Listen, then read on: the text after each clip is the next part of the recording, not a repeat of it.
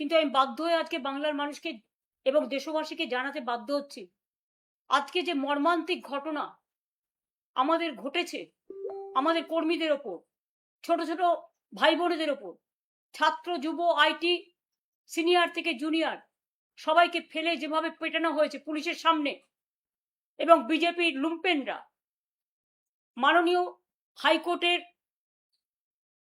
Permission নিয়েই এই মিছিলটা 3বার change হয়, তারপরে হাইকোর্টের পারমিশন নিয়ে কল্যাণ ব্যানার্জি হাইকোর্টে লড়েন এবং হাইকোর্ট আজকে ওনাদের পারমিশন দিয়েছিলেন, এবং সেই পারমিশন নিয়ে ওদের মিছিল করার যখন কথা, আজ আমি সকাল থেকে দেখছি সকাল 6টা থেকে পুরো এলাকায় কালীঘাট থেকে গড়িয়াহাট পর্যন্ত ডিজে বাজাচ্ছে জোরে জোরে। অভিষেক ডিজের কথা বলেছিল, তাই তো সিআইডি ডেকে পাঠিয়েছে। আজকে ভোর 6টা থেকে কে পারমিশন দিল? একটা রুটে হাইকোর্ট যখন অ্যালাউ করে কাউকে মিছিল করার, সেই রুটে অন্য কেউ করতে পারে না 10টা স্টেজ করে অবস্ট্রাকশন ক্রিয়েট করে। বিজেপির গুন্ডারা আমার বাড়ির সামনে আজকে সকালবেলায় প্রায় 400-500 মোটর বাইক, হেলমেট ছিল না, কেউ বসে কেউ দাঁড়িয়ে, আমাকে থ্রেট করতে করতে আমার পাড়া দিয়ে বারবার যাতায়াত করছিল। আমি কিছু মাইন্ড করিনি, কিন্তু যখন দেখলাম আমাদের কর্মীরা হাজরা থেকে হাজরা পর্যন্ত বালিগঞ্জ ফাঁড়ি থেকে হাইকোর্টের পারমিশন নিয়ে, এমনকি মাইক্রোফোন ইউজ করতে বারণ করেছে হাইকোর্ট, আমরা সেটাও করতে দিইনি, কয়েকটা হ্যান্ড মাইক নিয়ে তারা একটা মিছিল করছিল এবং তারা প্রতিবাদ জানাচ্ছিল।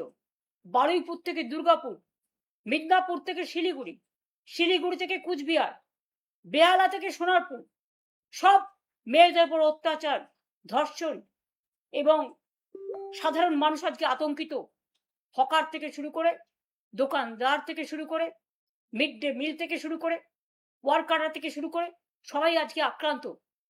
তাই প্রতিবাদ করে একটা শান্তিপূর্ণ মিছিল করার পারমিশন হাইকোর্ট আমায় দিয়েছিল। আমি নিজে যেতে পারতাম, কিন্তু আমি যাইনি এই কারণে, কারণ আমি গেলে ভিড়টা অনেক 10 ডবল বেশি হতো।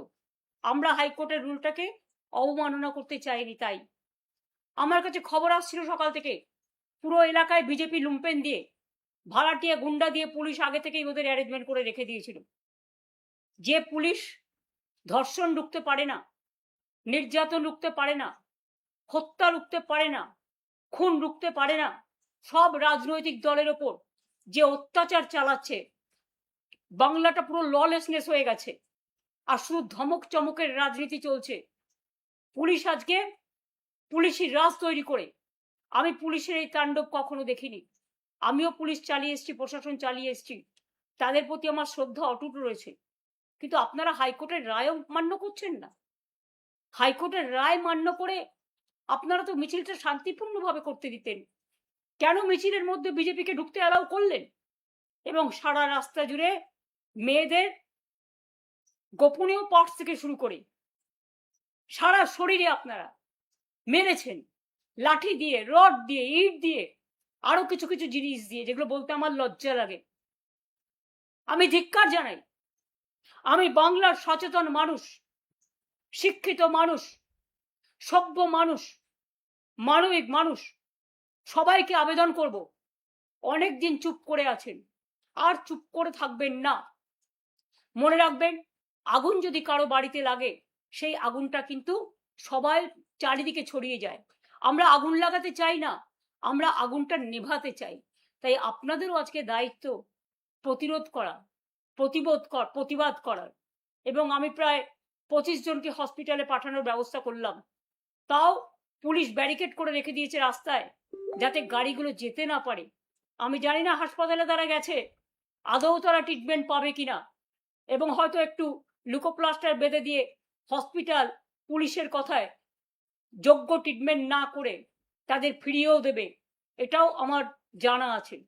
তা সত্ত্বেও একটা আইনজীবীদের টিম, সৌগত রায়, বৈষ্ণব চ্যাটার্জি সহ, তারা সকলে এসএসকেএমে গেছে তাদের ট্রিটমেন্ট করার জন্য। অনেকের দম বন্ধ হয়ে আসছে মারের চোটে, মেয়েরা দম ফেলতে পারছে না, নিঃশ্বাস বন্ধ হয়ে যাচ্ছে। আমি কমসে কম 20-25 জনের মাথায় রক্ত ঝরতে দেখেছি। এবং যখন শুনলাম মেয়েদের আটকে বিজেপি হাজরায় পেটাচ্ছে, আমি নিজে বাড়ি থেকে বেরিয়ে যাচ্ছিলাম, আমি জাস্ট একটুখানি যাওয়ার পরে দেখছি তারা আসছে আহত অবস্থায়। আমাদের কর্মীরা তাদের উদ্ধার করেছে, পুলিশ করেনি। এবং পুলিশের এই নির্লিপ্ত ভূমিকা, আমি জানি না, আইনের শাসন যদি আপনারা রক্ষা করতে না পারেন, মনে রাখবেন কিছু ক্ষতি হলে দোষটা কিন্তু আপনাদের ওপর দিয়ে রাজনৈতিক নেতারা ছেড়ে দেবে সবটা আপনাদের ঘাড়ে। তখন কিন্তু আপনাদের এটা ফেস করতে হবে। আমার হাত জোর করে আবেদন থাকবে প্রশাসনের কাছে, প্লিজ এক পক্ষ না হয়ে নিরপেক্ষ থাকুন। মা বোনেদের অত্যাচারের হাত থেকে বাঁচান, হকারদের বাঁচান, বেকারদের বাঁচান, গ্রাম বাংলাকে বাঁচান, কলকাতাকে বাঁচান। আর অত্যাচার, আর অনাচার, আর ব্যভিচার আমরা গত 2 মাস ধরে লক্ষ্য করছি। আর কতদিন, আর কতদিন, আর কতদিন, আর কতবার, আর কতবার, আর কতবার অপেক্ষা করারও তো একটা লিমিট আছে।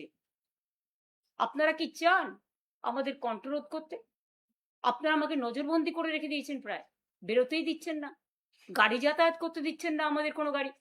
অন্যদের অ্যালাউ করছেন বিজেপিকে উইদাউট পারমিশন।